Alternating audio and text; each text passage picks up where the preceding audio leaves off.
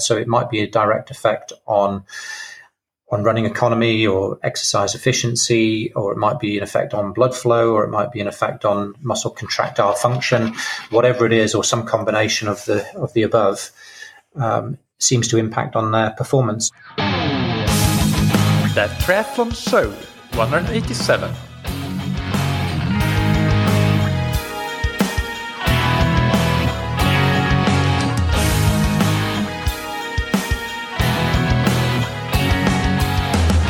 Hey, what's up everybody?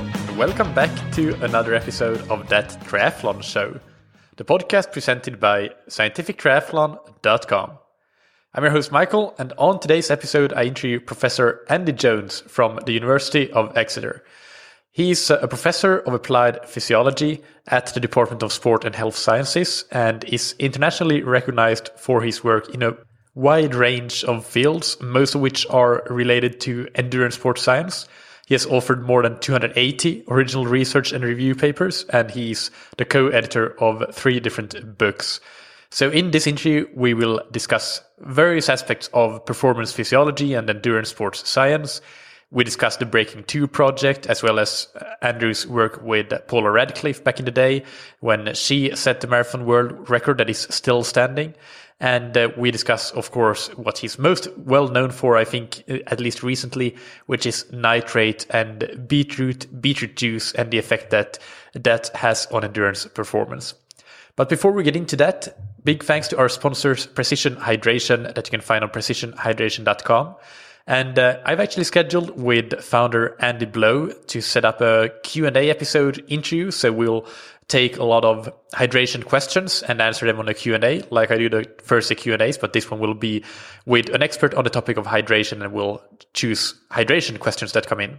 We will be recording that early July, so please send in any questions that you may have related to hydration on michael@scientifictriathlon.com, or you can probably send them to Precision Hydration on their website or on Twitter. And but yeah, michael@scientifictriathlon.com is easy. I'll put them in the backlog, and we'll do that episode and release it at some point later on, late July, early August.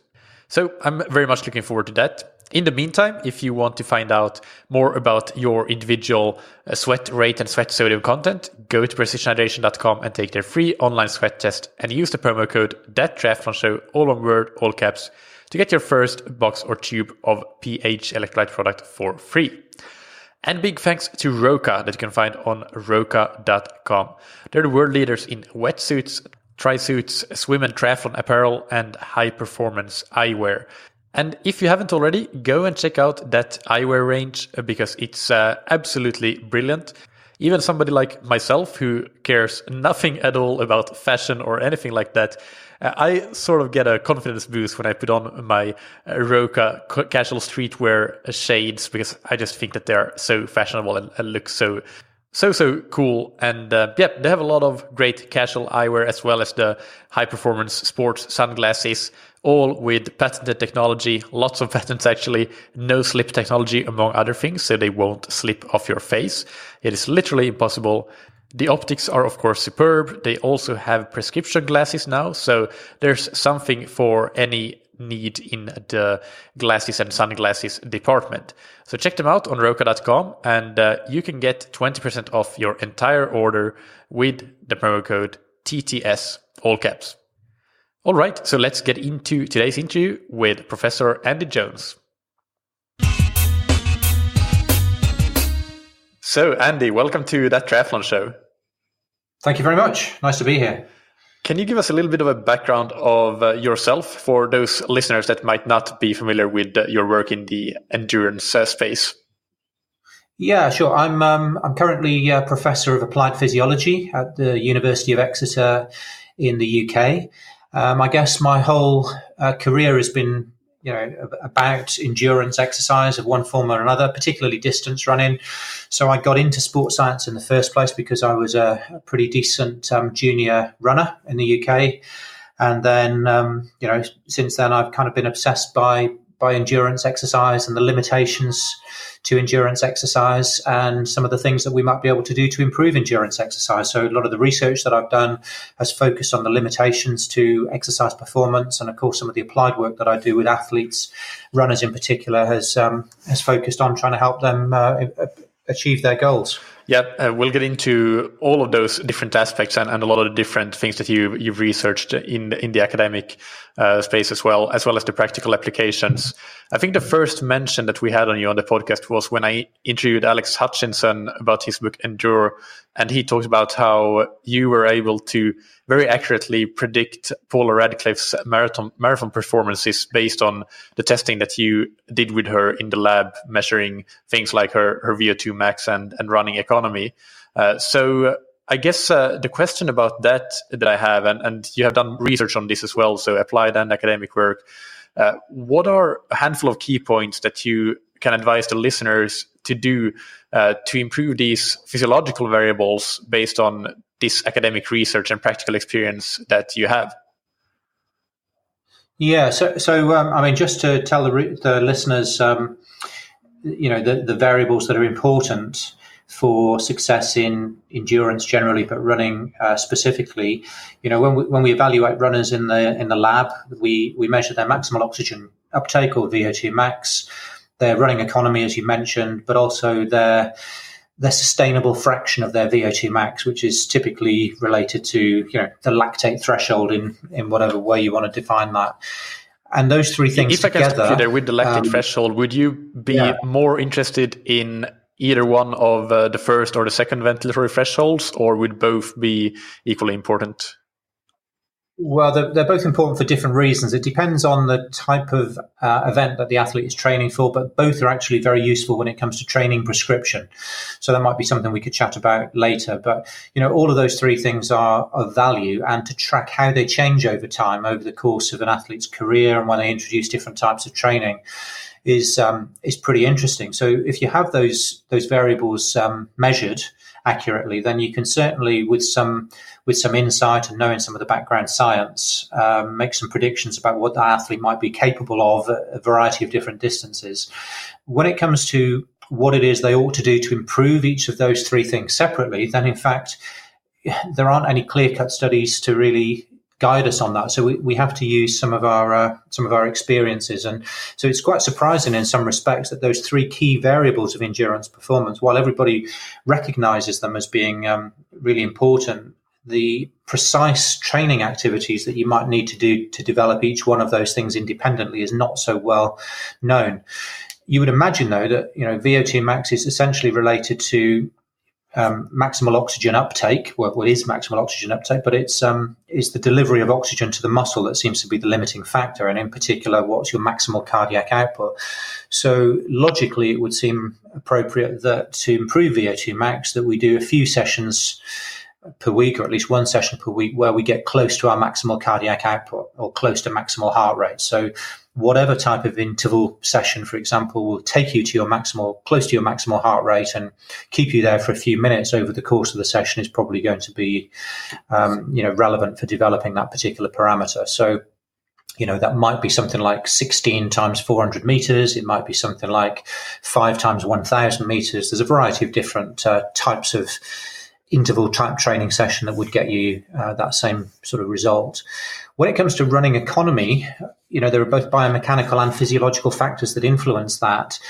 One of the things that does seem clear is that the individuals who are the most economical are those that have been training for quite some time. We find that age and experience do seem to be correlated with running economy. So one of the things that I reported with Paula Radcliffe, for example, was that her running economy kept improving over about 15 years of her career. And that was the one variable that seemed to really closely correlate with her improved performance over that period of time. So, actually just being consistent, running reasonable mileage over, many months and many years is probably the way forward there, because ultimately I think your body adapts its biomechanics and its physiology to minimize the fatigue and the energy costs. So you find ways to move more efficiently, essentially. And then finally, you've got, basically the lactate speed curve and what you want to have happen over course of a training program is for that to be sort of suppressed and moved sort of downwards and to the right. And so lower lactate for the same speed. Exactly. Yeah, so you basically shift those lactate thresholds, whether it's the first or the second one, to a higher speed. How you go about that? I mean, again, there seem to be a variety of ways of doing it. Doing a reasonably high volume of aerobic training may be one way, because if you can increase your volume of mitochondria and efficiently use fats and so on, then the accumulation of lactate will be reduced. But similarly, doing tempo or threshold type sessions where you deliberately run for extended periods with lactate elevated seems to stimulate the ability to clear that lactate as well. So a combination of things is essential, I think. So you need to be doing the longer, slower work. You need to be doing the interval work. But personally, I think it's important not to neglect that tempo pace in the middle, which is probably where you're going to do most of your racing. This question, by the way, I've for the listeners, I've noted my questions here under different categories, and we're starting off with some, I guess, performance physiologies is what I noted as the headline for this set of questions. And the next topic that I want to get into with you that you've done work in is warm-ups. How important are they, and why are they important for racing in particular, but also training, if you want to go into that? Yeah, well, it's interesting being on a triathlon podcast, because actually when it comes to warming up for very long duration endurance exercise, then it's probably less important. You have to be careful that you don't do too much in advance, and especially if the conditions are warm, you don't want to overheat. So most of the work that I've done on warm-up focuses more on middle distance endurance events, 800 meters, 1500 meters, possibly as far as 3K or 5K, but probably not beyond that. And the work there was really related to oxygen uptake kinetics, which has been a major theme of my research over many years.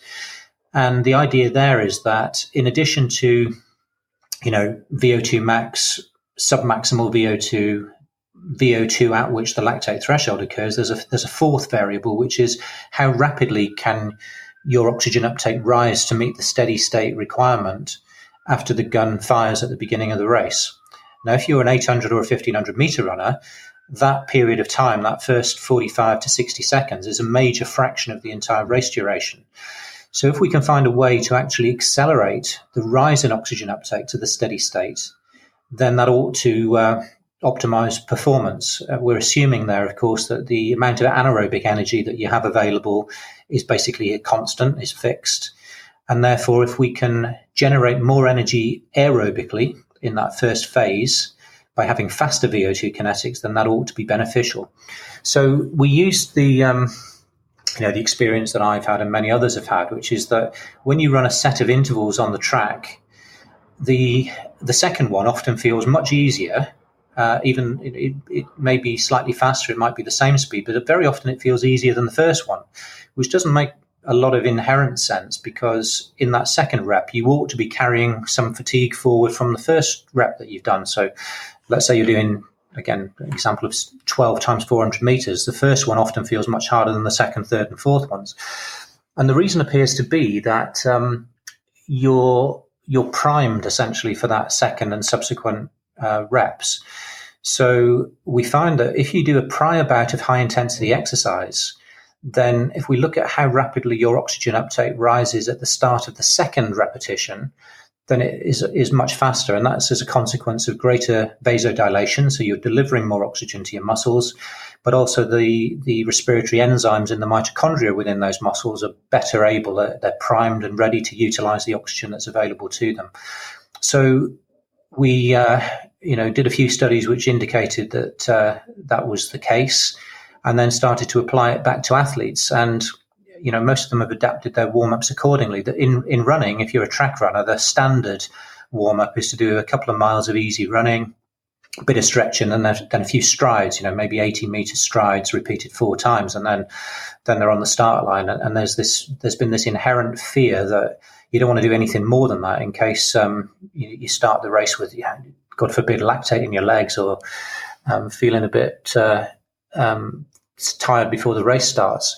But if you take into account the experience that I've just described in training, where that second rep is usually better than the first rep, then actually introducing a much longer, fairly hard repetition prior to the race itself, as long as it's sufficiently far away from the start of the race, and we're talking 10 to 20 minutes, seems to be beneficial. So we encourage some runners to adapt their warm-ups to include a 200 to 400 meter close to all-out effort 10 to 20 minutes before the start of the race. And we were able to verify that, in fact, performance over 800 meters was improved. But lots of athletes that tried that, in a trial and error basis, did find that it was beneficial and have continued to use it. Yeah, and I think for some triathletes and certain events, this is directly applicable because of the fact that the swim can be very important, especially at least if you are pretty competitive and you want to get into a good position in the swim, but then out of the swim into the first transition. Reaching that first buoy in a fast swimming pack is all important. So that race to the first buoy, the first 200 or 300 meters, is typically an all-out effort, even if it's a 1500 meter swim as part of an almost 2-hour Olympic triathlon. So that is something. If you want to be in that first pack and you want to reach that buoy before it gets all congested and you will be stood up around that buoy, then having a real proper swim warm-up, which includes something like that, would probably be beneficial. Of course, for people that are more, I guess, going for completing rather than competing, it might not make as much sense, especially as the distances get longer, as you say. But there are definitely situations in a triathlon as well. And the good thing, I guess, is that we don't need to worry too much about overheating, because the swim will cool us down and the overheating starts later on. So I think that a lot of these things can be applicable for triathlon just as well as distance running or mid-distance running. Yeah, that's right. That's very interesting. I hadn't actually considered that. Yeah, but certainly if you're an elite athlete and getting into the appropriate position is an important factor, then tactically it would sound like it could be an astute move.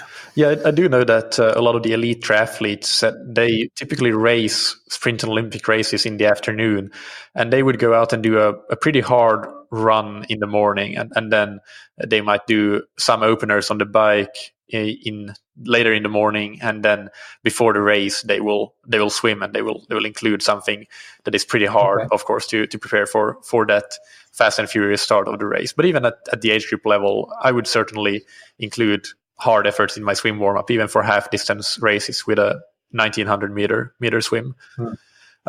Oh, that's interesting. I mean, there is one distance running event that's relevant for the same reason, though, and that's something like the World Cross Country Championships, which, although it's often I think 7.5 miles, where you would think that having fast VO2 kinetics in the first couple of minutes isn't going to be that relevant.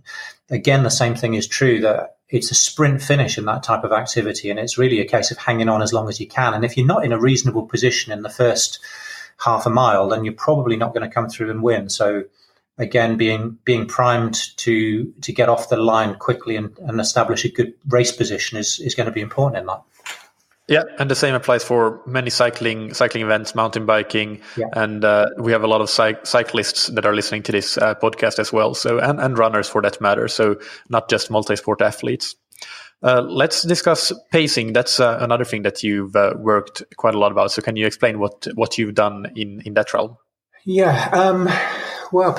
Pacing. I think what we've been interested in there is whether fast start pacing strategies can sometimes be beneficial. And of course, the pacing strategy that is optimal will depend upon the race distance and duration. So for the marathon, then it appears that actually pretty even paced is best, although interestingly, both Paula, Radcliffe and Eliud Kipchoge ran negative splits when they ran their respective world records. So in other words, the second half was a bit faster than the first.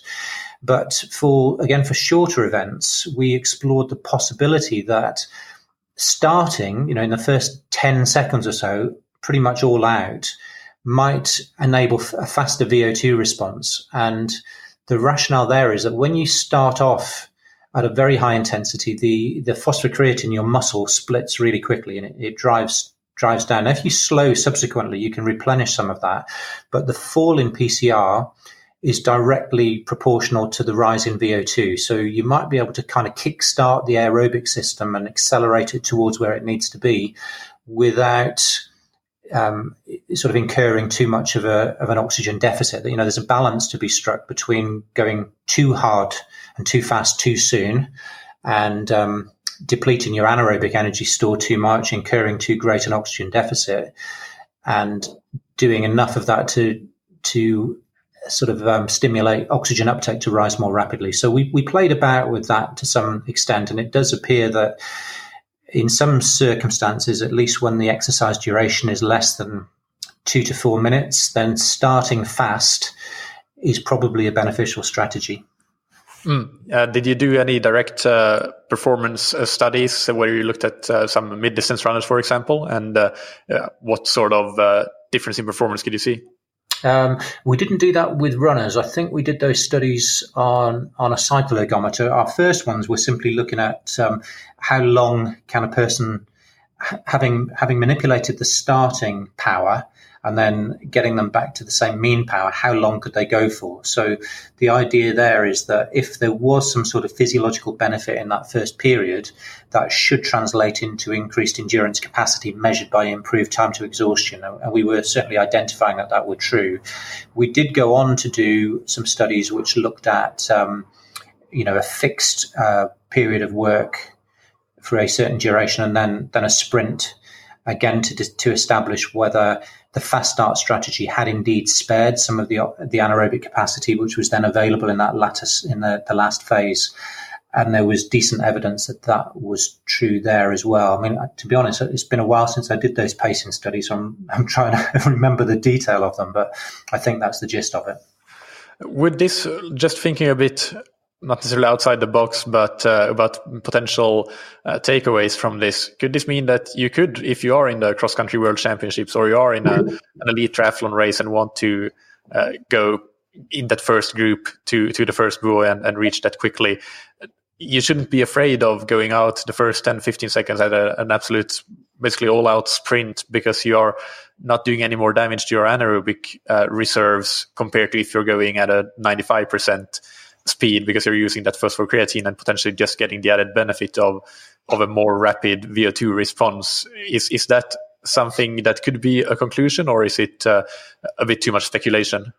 No, I think that's actually probably quite reasonable. If you started really fast for the first 10 or 15 seconds and then settled into a steadier pace, that would probably be more beneficial and certainly less harmful than if you went all out for a minute and then tried to settle in for the pace. So, that first 10 to 15 seconds is predominantly about the phosphocreatine system.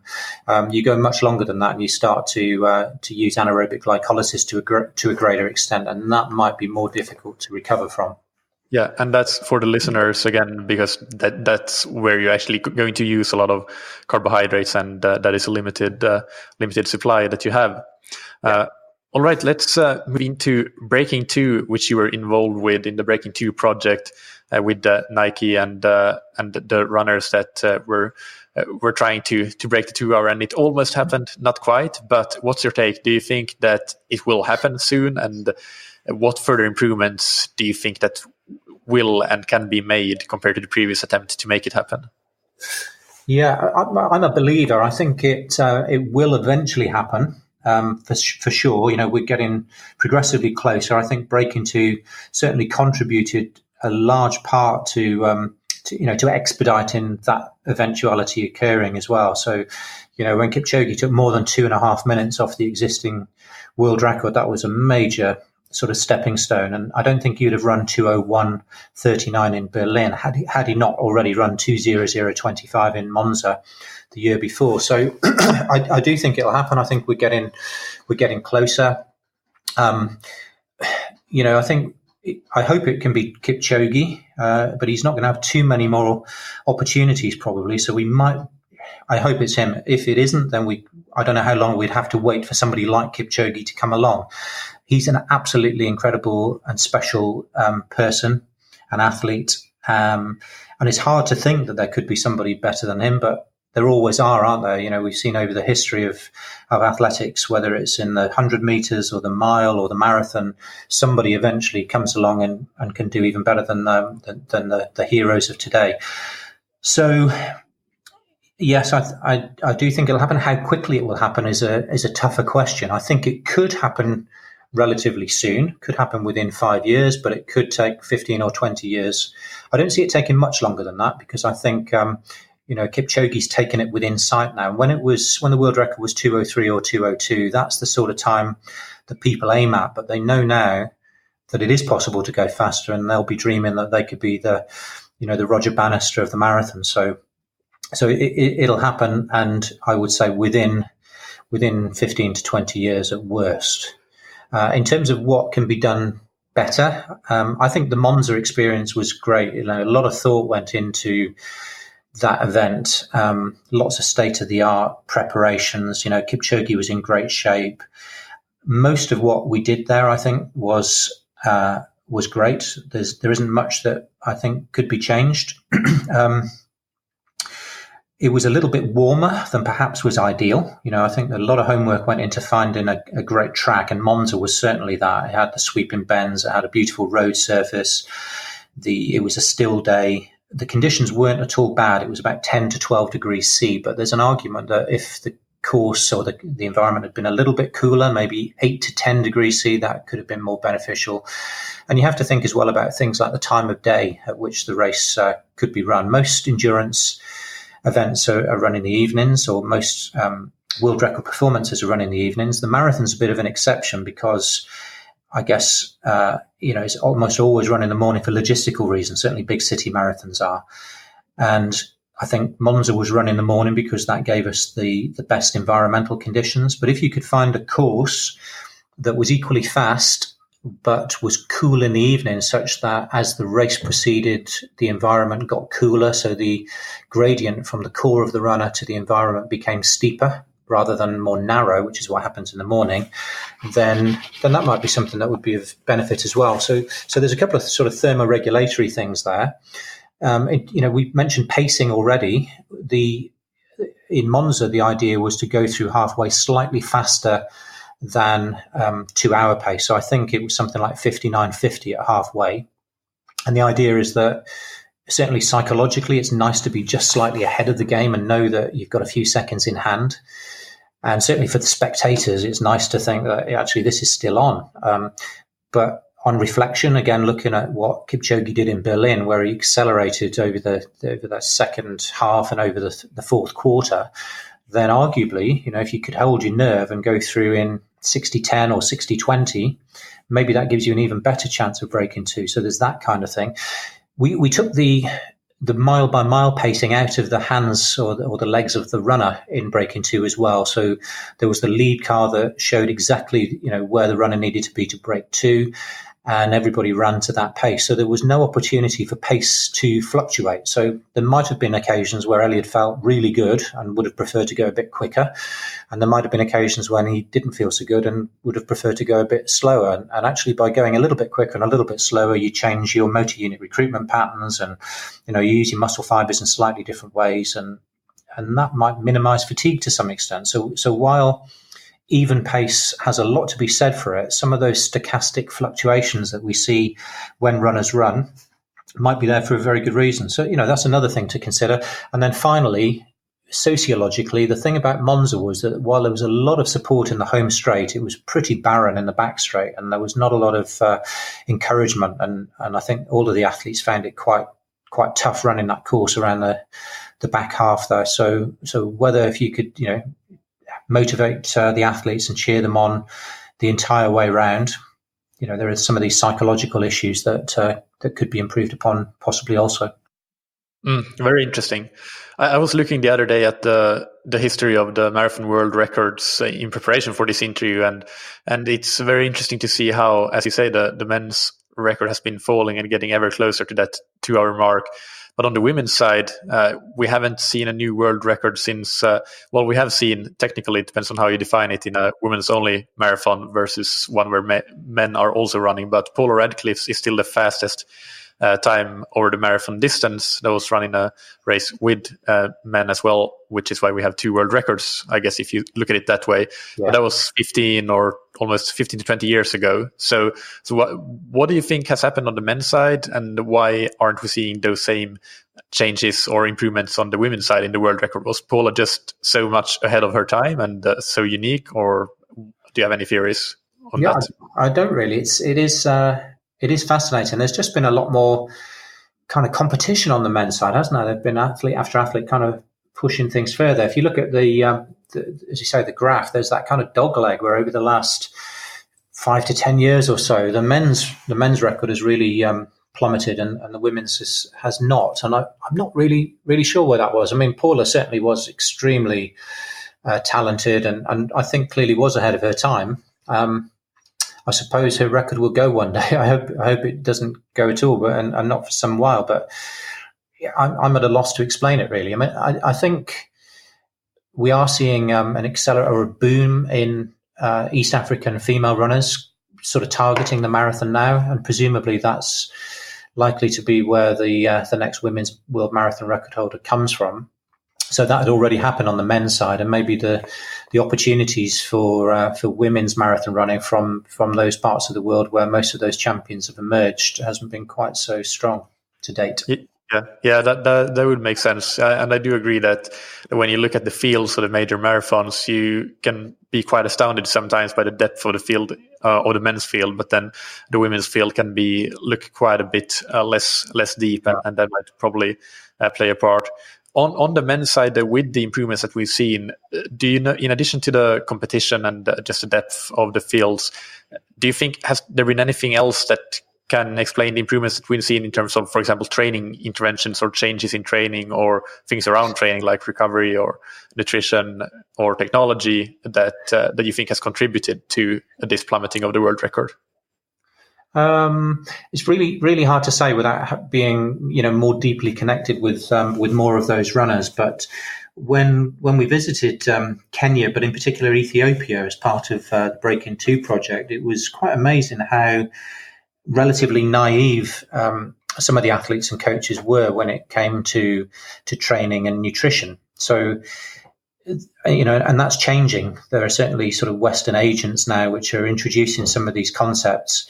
And I think that's definitely helping. But some of the marathon runners they're just not used to consuming fluid or carbohydrate during a race, or knowing how to manipulate their diet prior to a race or use it to support their training. There's that kind of issue which is bound to contribute to some extent to improving marathon performance. And also when it comes to the training, I think we can overcomplicate training. So I don't want to say that the methods that we use in the UK and around the world are necessarily better than they use in Africa. I think actually the techniques that they use there, where they sort of listen to their bodies more and certainly know how to relax and to recover, if not nutritionally, then in terms of periodizing their rest is useful. But there's not necessarily a lot of sophistication in the types of training that many of the groups that I observed do. It's just a lot of mileage. In many cases, it's going back to what some of the runners in the UK were doing in the 50s and 60s and 70s, which did still produce champions. But we know now that there are other ways to go about that. Now, if you've got 100 talented Ethiopians and you give them a diet of 150 miles a week for a few years, there's going to be a few champions that emerge from that. But there are probably quite a few that might be wasted as well, whose training might have been prescribed differently, who might have achieved more. So I think just hammering people with mileage, and quite often some quite intense mileage, isn't always the best approach, and there can be some more strategic ways to get the best out of athletes. Yeah, definitely. Speaking of nutrition and supplementation, one area that you're particularly known for, the research that you've done, is nitrate and beetroots and how they can boost endurance performance. So can you give us an overview of what we know now regarding how nitrate supplementation can benefit endurance performance? Yeah, so the idea there is that inorganic nitrate, which is present in, as you mentioned, things like beetroot, but in particular lots of green leafy salad vegetables, spinach, rocket, pak choi, those sorts of things. There's a lot of nitrate in there, and actually there are bacteria in our mouths that use that nitrate for their own metabolism. So we have this sort of symbiotic relationship with these bacteria in our mouths, and in fact all through our gastrointestinal tract. But the bacteria use the nitrate and they produce nitrite. So it goes from NO3 minus to NO2 minus, and then the nitrite gets into our bloodstream and can get into our muscles and other tissues. And you only need a very minor biochemical reaction to form nitric oxide, and it's the nitric oxide that seems to be important for the physiological effects that we observe. So nitric oxide is a molecule that causes dilation of blood vessels. So one of the things we find when we feed people nitrate or give them beetroot juice is that their blood pressure can go down within an hour or so. We find their blood pressure is down by a few millimeters of mercury, and that's because the nitric oxide is working on the blood vessels to cause dilation. And there's been some suggestion that, you know, when you exercise, it might be that you can increase blood flow to your muscles as a consequence of that. But nitric oxide does a whole bunch of other things as well. And in particular, it works within muscle cells. It affects the mitochondria potentially to make them more efficient. And it may also act on the contractile elements of the muscle fiber as well, so that you can produce more force. So our original studies indicated that following dietary nitrate supplementation, that the oxygen cost of exercising at a specific work rate was slightly lower. In other words, muscle efficiency had been improved. And then there have been some studies more recently which suggest that even sprint performance and activities requiring high muscle power and speed are also benefited by this intervention as well. So, you know, as you're probably aware, lots of athletes, endurance athletes, but also team sport athletes and others have been using dietary nitrate supplementation or beetroot juice to augment their diet. And many of them have found some benefit from it. So it might be a direct effect on running economy or exercise efficiency, or it might be an effect on blood flow, or it might be an effect on muscle contractile function, whatever it is, or some combination of the above, seems to impact on their performance to a small extent. Let's be honest. I mean, you wouldn't expect any nutritional intervention to make more than about a 1 or at most 2% performance effect, but that's the kind of margins that we see. So I think nitrate now has been recognized as one of relatively few nutritional ergogenic aids that can be effective. The others being things like caffeine, creatine, sodium bicarbonate. But of course, all of those depend upon the event that an athlete's competing in. Yeah. And you mentioned there that in your original studies, you found that it was the running economy, or the exercise economy that improved. But then there have been these other aspects as well, like the contractile properties and force reduction, etc. But even during the time that I've been following, in particular the endurance performance aspects, which have typically measured exercise economy, I've seen conflicting evidence, although now things seem to be moving in the direction that this, as you say, definitely seems to work and have a small but measurable effect. But can you explain that conflicting evidence and why it might be present, at least it was in the early days, with some studies showing negative results? Yeah, and you find that, I mentioned various other nutritional ergogenic aids there as well, and the same is true with many of those as well. For every study that you can find that's positive, that does indicate that physiology or performance has been enhanced, you can probably find another one that shows that it doesn't work. So, the margins of improvement are so small, like I mentioned, often less than 1%, that it's often within the measurement error in our labs to detect these sorts of changes. And you get variability from day to day, as you know, within athletes. So as much as anything, it can be, does the athlete themselves feel better on this? There's obviously a belief effect and a placebo effect. I think there's more to it than that. There are some legitimate mechanisms by which nitrate and caffeine and some of these other things might be beneficial to performance. But absolutely, the one thing that I think we were able to say now is that elite endurance athletes are likely to benefit less from nitrate supplementation than lesser trained individuals. So there was quite a nice study done a few years ago which showed that the benefit that you might see to exercise economy and to performance was very closely correlated with VO2 max. So the less fit you were, the more benefit you would get, and the more fit you are, the less benefit you would get.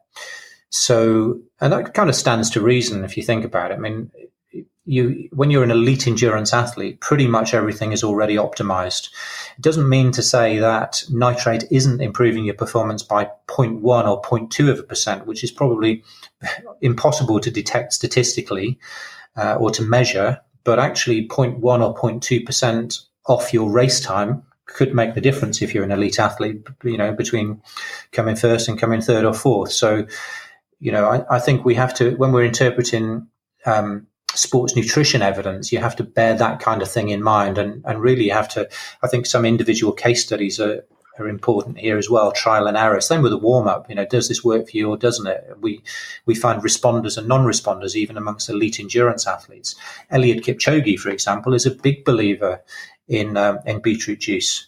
So, and he's used it before, I think, every one of his last 8 or 9 major marathons. So, he wouldn't be separated from it if his life depended on it. So you can't say, therefore, that beetroot juice has contributed to his excellent performances. I suspect he would have run pretty similar times without it, but he believes it works, and who knows, maybe it is worth 10 seconds to him.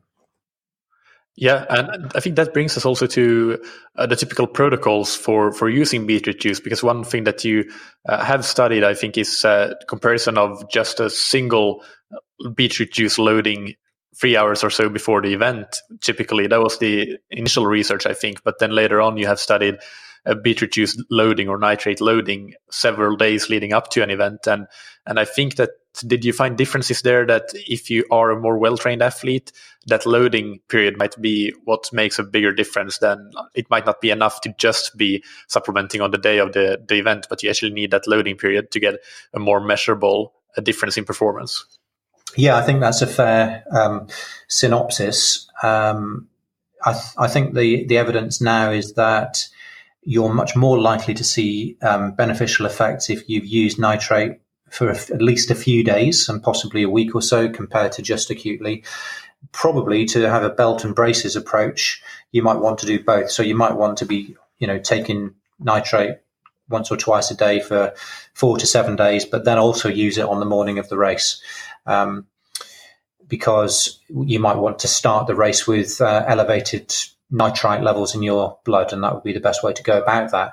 There have been some animal studies done recently, though, which indicate that that you might be able to boost your muscle store of nitrate and nitrite if you have a bit of a starvation phase first. So it's a bit like carbohydrate loading, those original studies where if you have a bleed out phase, you don't eat much carbohydrate for a few days and then reintroduce carbohydrate, then you get a super compensation of muscle glycogen.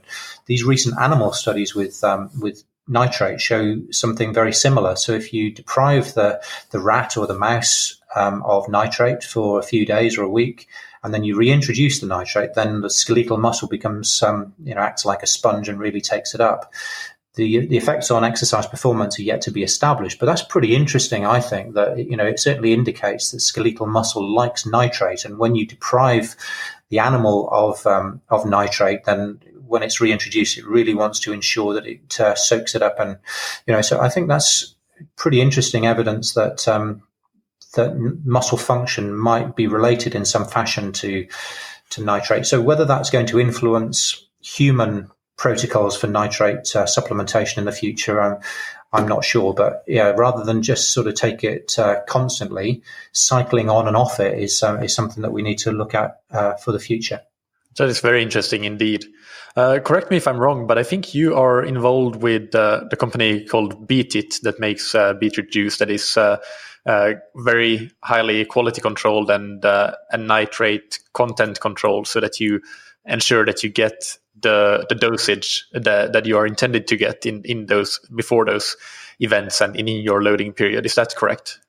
Well, I'm not sort of formally associated with them at all. I do use their products in my research because, as you mentioned, they do kind of guarantee the amount of nitrate. So if you're doing a double-blind experiment and you want to administer a given dose of nitrate, it's very useful for that, because if you were to prescribe 200 grams of lettuce for the athlete to eat, number one, that's not easy for them to do prior to exercise, and number two, you can't always guarantee that you're going to get the same amount of nitrate, because the amount of nitrate varies according to the time of year and the various other factors. they also, Beetroot also make a nitrate depleted placebo drink. So it's nice to be able to sort of separate out the effect of nitrate in that way. But so I'm not linked to the company, but I do use their products because I think they're useful for the reasons I've described. Okay, well, I was mistaken then, but even better because you're unbiased and can talk about it with that unbiased view.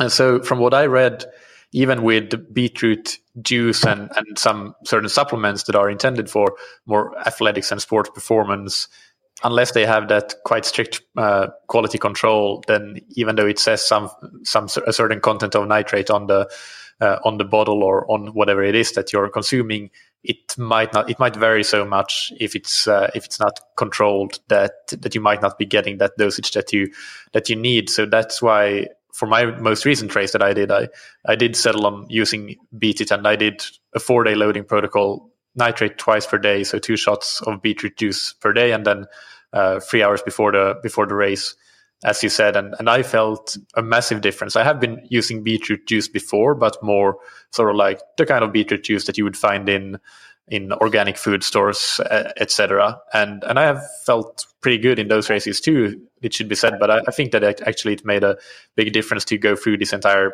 loading protocol and more strictly following the protocol that more recently have been shown to be potentially more beneficial than just winging it. Yeah, okay, that's interesting. Yeah, well, I'm glad it worked for you. Yeah.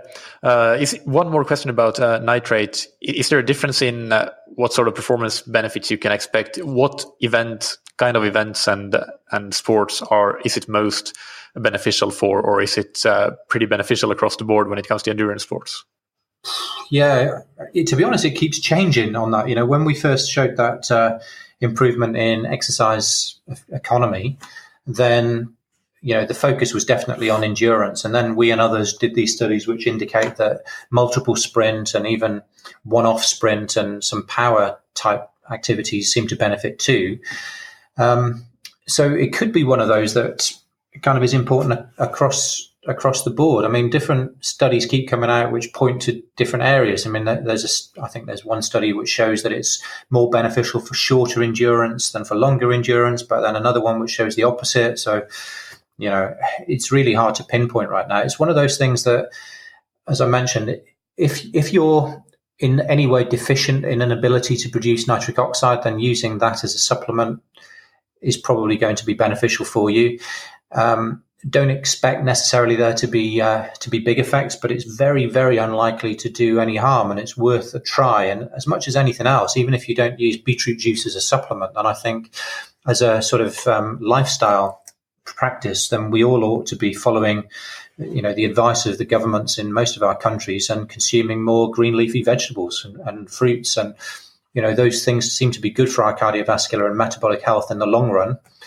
And so following that advice isn't a bad thing. If nothing else, it's likely to be good for our blood pressure. And if you can have a lower blood pressure as you go into middle and older age, then that's likely to be cardioprotective. Absolutely. And here's a quick tip that I'm implementing in my cooking. I have a spiralizer, and I spiralize beetroot and put it in salads. And in addition to being delicious and healthy, it also makes the salads look really beautiful. So that's a quick tip for the listeners. So some miscellaneous questions still that I have for you. How involved are you in research on various nutritional interventions on endurance performance outside of nitrates?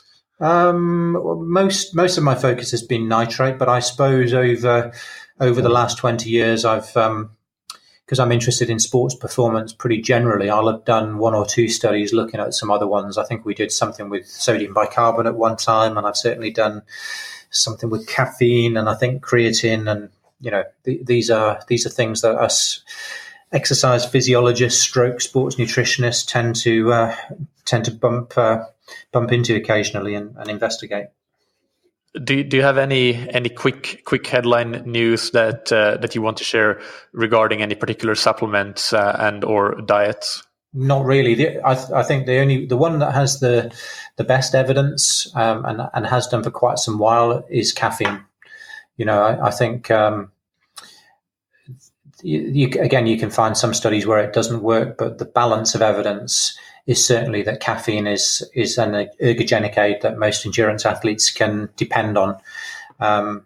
And, whether that's pre-exercise or possibly to spike some of the beverages during longer duration endurance exercise, or both of those things, those are likely to be things that your listeners are familiar with already. But I'd just say there's good evidence that that practice is effective.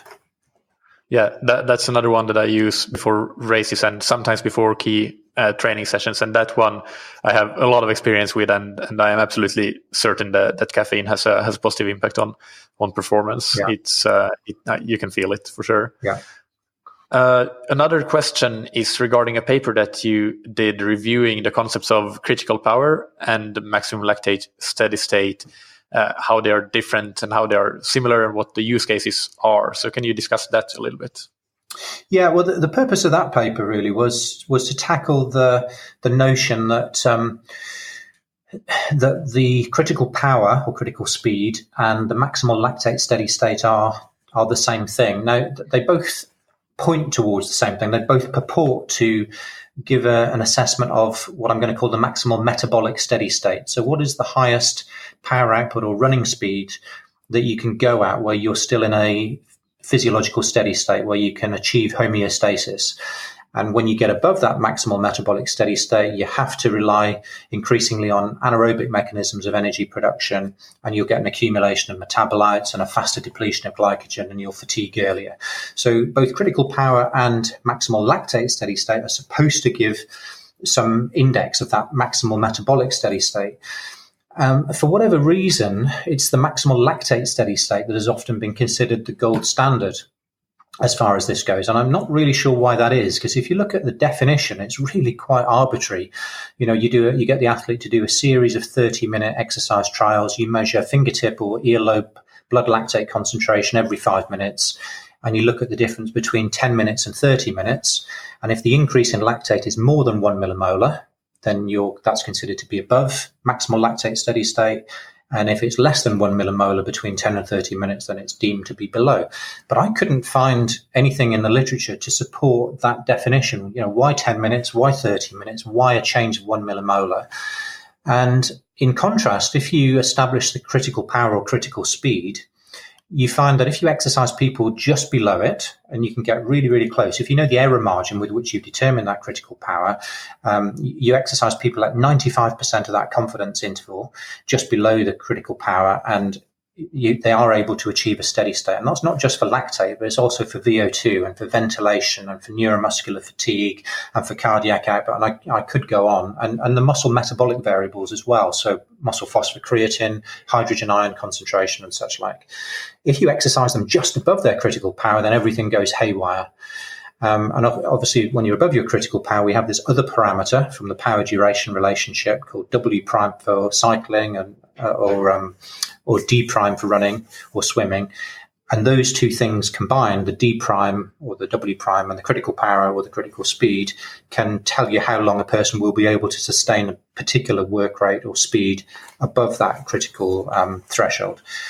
So unfortunately, to my mind, it didn't seem sensible that when people did a comparison of maximal lactate steady state and critical power, that when there was a difference, and very often there was, you find that critical power is a bit higher than the maximal lactate steady state, that they would then say, well, they assume that the latter was the gold standard, and they would use that to criticize the critical power concept. And in the article, I basically tried to reverse that thinking or defend critical power against that criticism, because to my mind, the critical power is, or the hyperbolic power duration relationship is a fundamental property of human bioenergetics. And you see it in animals, and you see it,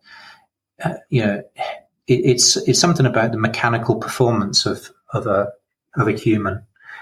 And to my mind, it certainly has a stronger theoretical and indeed practical foundation than the maximal lactate steady state. So the paper basically goes into those two concepts in some depth and argues that you shouldn't consider them to be interchangeable.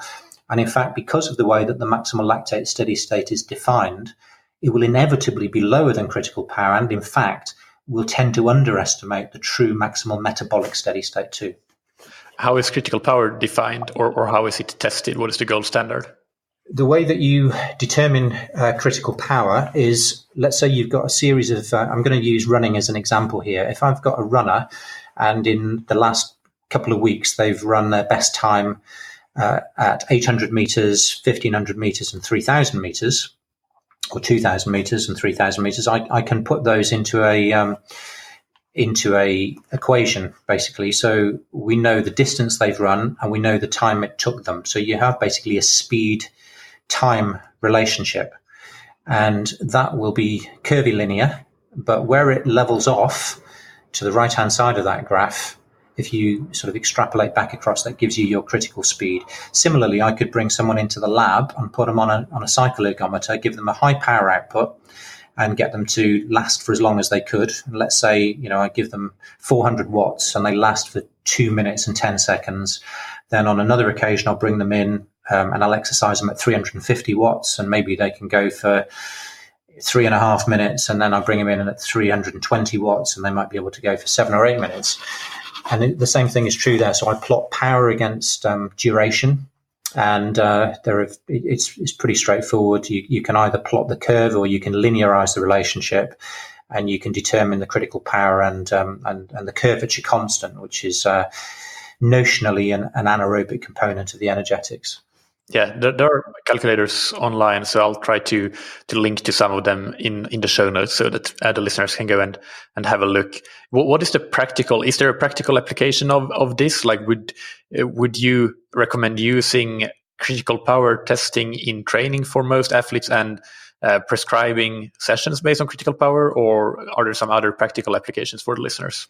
Yeah, absolutely. So I think it's really valuable. So we started this conversation this afternoon talking about the lactate threshold. So if you do an incremental type exercise test, as you mentioned, there are 2 thresholds there. You get the first lactate threshold or first ventilatory threshold, and then you get a second lactate threshold as well. And if you're exercising below the first lactate threshold, you're in what I like to think of as the moderate domain, or that's where if you're a runner, you do a lot of your easy type training.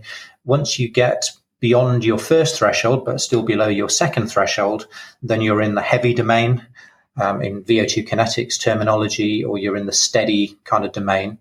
That second lactate threshold is pretty close to the critical power or critical speed, and not too far off the maximal lactate steady state as well. So if you want to do threshold or tempo training, that's probably the one to go at. Now, once you get beyond that, you're into the severe domain.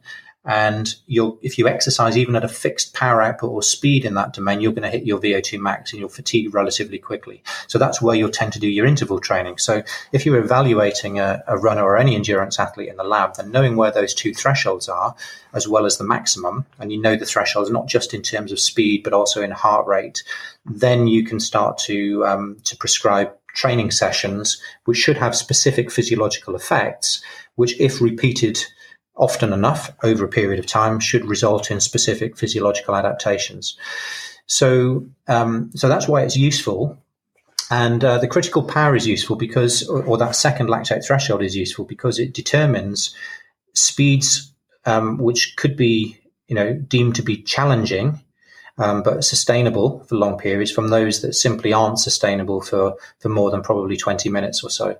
So those 3 domains separated by those thresholds give you very discrete physiological responses. So, below the first lactate threshold, your lactate won't rise above baseline. You'll feel really, really comfortable. If you're in that zone between those 2 thresholds, then your lactate will be elevated, but it will stabilize after 5, 10, 15 minutes, and you'll be able to go for a while, and you'll get a good quality aerobic training stimulus.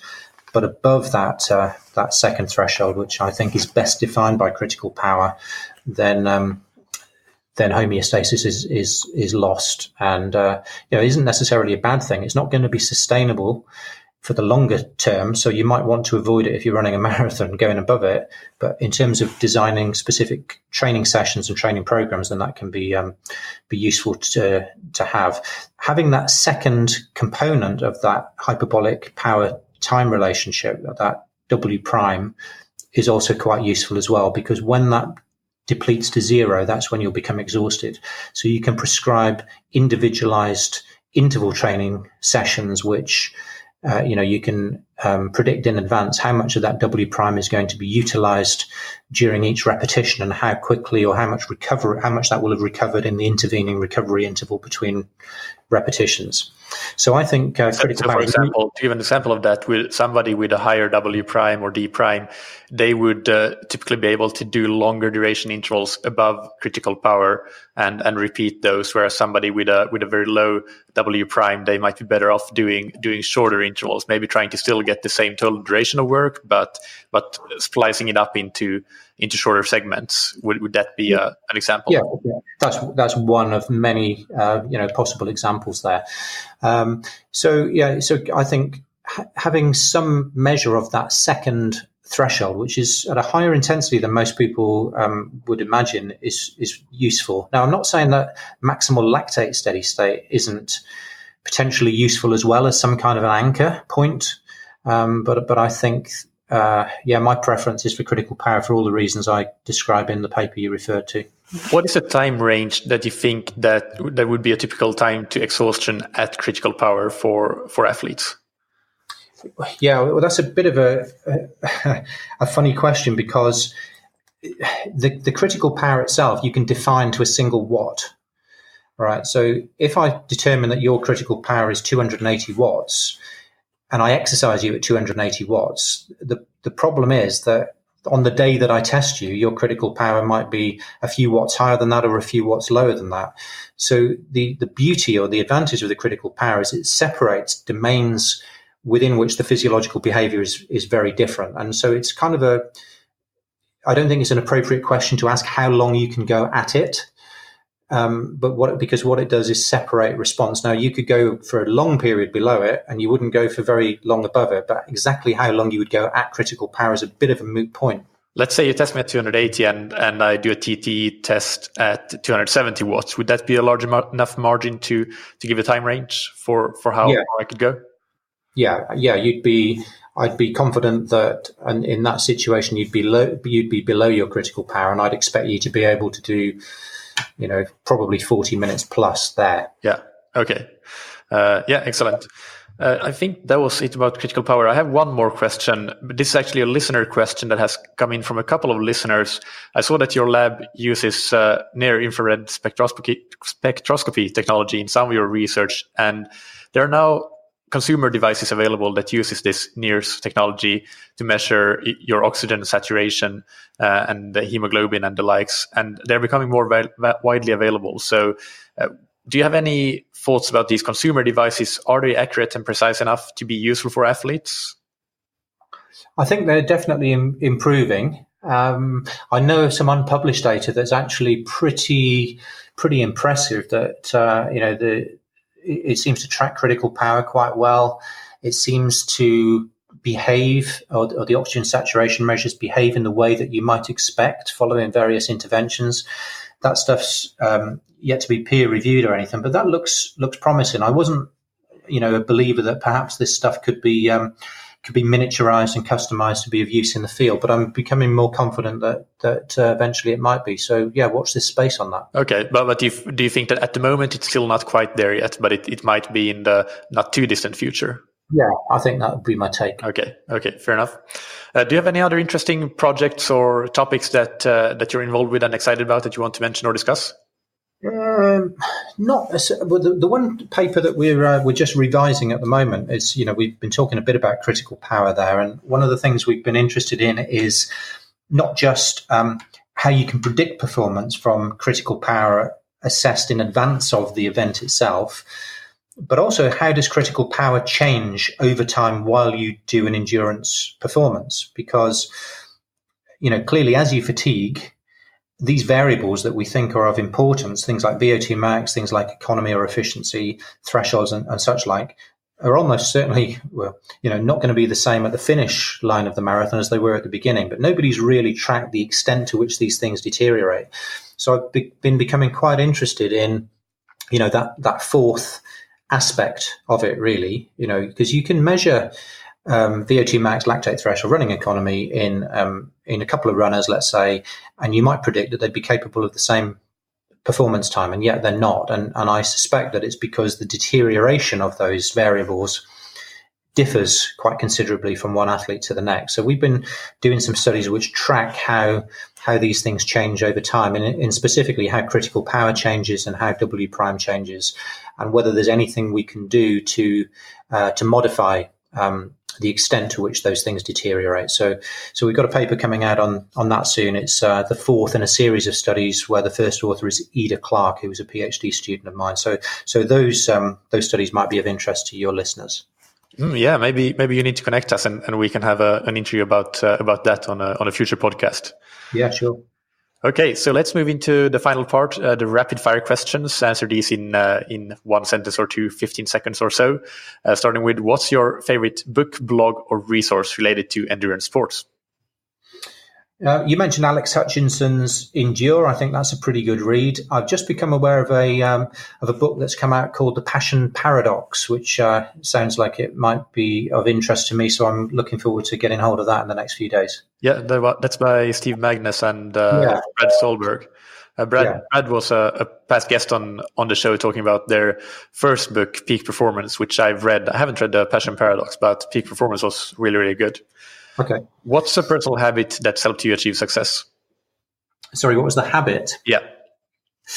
I think probably, resilience. Just kind of, actually, I mentioned at the beginning that I used to be a decent runner. And I think if you apply the lessons that you learn as a runner, that discipline that you need, and the motivation that you have there to want to do the best you can, if you apply that to your science, then I think you can go a reasonably long way with that. And I've kind of transitioned from being an athlete and not one that was going to be as good as I'd wanted to be into trying to do the best I can in my scientific career. And finally, who's somebody in endurance sports or in science, academia that you look up to? I'm going to go with the marathon runners that we've mentioned already today, and I've learned a lot. And I've been blessed to have crossed paths with both Paula, Radcliffe, and Eliud Kipchoge. I don't think there are many people who can say they've been associated with two champions like that. One would have been a dream come true, but to have had the opportunity to interact with them, to learn from them, and hopefully to have some minor input to their success has been greatly, satisfying. Yeah, and congratulations to you for having been involved with them and their success. It's a really fantastic achievement for you and the support teams that they've had as well, of course. So thank you so much, Andy. It's been a real pleasure to talk with you about various topics in endurance sports. And I've been following you and your work for a long time, and it's a pleasure to speak to you. It's a pleasure. I thought you asked some really good questions, and I enjoyed answering them. It's a nice hour we just spent. Thanks very much. Thank you. Bye. I hope that you enjoyed that interview. As usual, you can find the show notes on thattriathlonshow.com or scientifictriathlon.com/TTS187. It's actually quite interesting that it took 187 episodes to discuss nitrate when it is, along with caffeine, as we discussed, the ergogenic aid that actually does have a lot of solid evidence going for it. Speaking of which, I don't think I've made an episode on caffeine either. So about time for that too, I believe. Either way, I just want to quickly touch upon the nitrate loading protocol that I used for Challenge Lisbon recently that we talked about a bit in the interview as well. So of course we talked about the protocols and what's been done in the literature. This is just, I guess, a practical example of what I did and what you can do. And I should start by saying that I had a really good race. I swam faster than I had ever done. I biked faster than I had ever done. I ran faster than I had ever done. And I was the third age grouper overall in the race. So something went right. And I think that nitrate played a small part in that. So first of all, there is a great article by Alex Hutchinson on his Sweat Science blog, brilliant blog that you absolutely should follow, by the way, that links to some new research from this year or late 2018, I'm not quite sure. But either way, what they showed in that research was that after 4 days of nitrate loading, blood nitrate and nitrite started to max out. So So the takeaway was that perhaps you don't need to load for much more than 4 days, even though that study used a 7-day loading protocol, but they measured the blood concentration of nitrate and nitrite every single day. So that's the approach that I took, and there are probably some individual variations, but I went for that. I'm not saying that 4 days is the best, but that's what I did. So 2 shots per day for 4 days before the race of Beat It. So that is the product that we talked about. It's beat-it.com, and each shot contains 400 milligrams of nitrate. So that is sort of it's the amount that has been used more recently in research, typically as 1 dose of nitrate. So 1 of those in the morning, 1 in the afternoon or evening. And finally, I took 1 shot the morning of, roughly 3 hours before the race. But actually, I just noticed as I reread the article by Alex Hutchinson that in the study, they actually took 2 shots on race day or time trial day as well. So I maybe missed out a little bit there because I only took 1, I'm sure. And I did not notice that they took 2 shots on the morning of. I just assumed that it was 1 in the morning and you don't take 1 in the afternoon because you already raced. So that was a bit of a mistake from me, and maybe I'll take 2 next time I race. Anyway, from what I read about nitrate loading and from what we discussed as well with Professor Jones, the one thing that is super important with nitrate is that you actually get the right amount of nitrate. And that's not easy if you're going with beets or beetroot juice that you can find in your local grocery store or anything really, because there's so much variance in how much nitrate is actually present in whatever beetroot based product that you're consuming. And Beat It is one of the few that actually quality controls their supplement to the degree that they can guarantee that 400 milligrams of nitrate in each shot. And that is why it was a no-brainer for me to use that supplement. And Professor Jones confirmed that that's what they use in their research for the same reasons. So I really like the product. I have no affiliation with them whatsoever. It's easy to use and dose. It didn't taste too terrible, and it was cheap, quite cheap, not very expensive at least. I think it was around €2 per shot, and I'll take that 7 days a week if it can give me a percentage or 2 of additional performance gains. So that's my unsolicited plug for Beat It, the product, which I liked a lot. So that's it for this episode. Next week, of course, we have a Thursday Q&A coming up, and that's actually a very good Q&A where I talk with my coaching partner, James Teagle. Next Monday, we have an interview with Paul Newsome, which is brilliant as usual. So stay tuned for that and make sure that you subscribe to the podcast so you don't miss anything. We have plenty of other great content coming out soon as well. So do stay subscribed and you won't miss out. Of course, if you've been listening for a long time and enjoy the podcast, you know that the currency of podcasts is ratings and reviews. So please take a minute to leave a rating and review for the podcast if you haven't done so already and if you think that it gives you value. Thank you finally to our sponsors that keep the show going. First, you have Roka on roka.com. Get 20% off your entire order with the promo code TTS, all caps. And big thanks to Precision Hydration that you can find on precisionhydration.com. Remember to send me an email if you have hydration questions that we will answer on an upcoming Q&A with founder Andy Blow. And in the meantime, you can get your first box or tube of Precision Hydration electrolytes for free with the promo code ThatTriathlonShow, all one word, all caps. Thank you, as always, for listening. Keep training smart and keep loving triathlon.